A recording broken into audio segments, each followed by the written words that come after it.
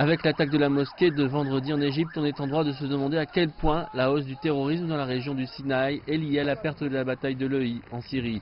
La mosquée Al-Rawda appartient à l'ordre soufi. Pour les groupes extrémistes islamiques comme l'Ei, le soufisme est une secte musulmane sans fondement. Ses fidèles sont considérés comme des apostats car leur coutume de prière ne fait pas partie de la pratique originale de l'islam qui a commencé à l'époque du prophète Mahomet.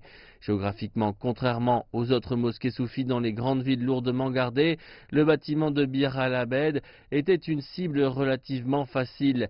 La région est située à l'extérieur des principales villes du Sinaï. Les experts disent que la localisation de l'Ei est la cause principale de l'aggravation de la situation dans la péninsule.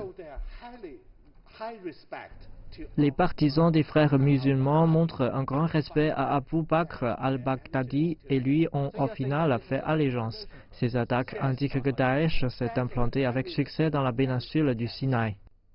L'Égypte combat l'extrémisme islamique dans la péninsule accidentée et peu peuplée du Sinaï depuis plus d'une décennie. Les islamistes y opèrent depuis 2004, mais le groupe le plus dangereux dans la province aujourd'hui est Wilayat Sinaï. Il a tué des centaines de membres de la sécurité égyptienne et est aussi responsable d'attaques contre les civils. Par ailleurs, les forces égyptiennes de sécurité n'ont pas réussi à se rapprocher de la population locale isolée dans le Sinaï. Les analystes pensent que les arrestations de masse et les emprisonnements ont dégradé la relation entre les groupes tribaux et les services de sécurité de l'État. En janvier de cette année, l'indice du terrorisme mondial a placé l'Égypte comme l'un des 10 pays les plus touchés dans le monde par le terrorisme. Il se place devant la Libye, l'Ukraine et la Turquie.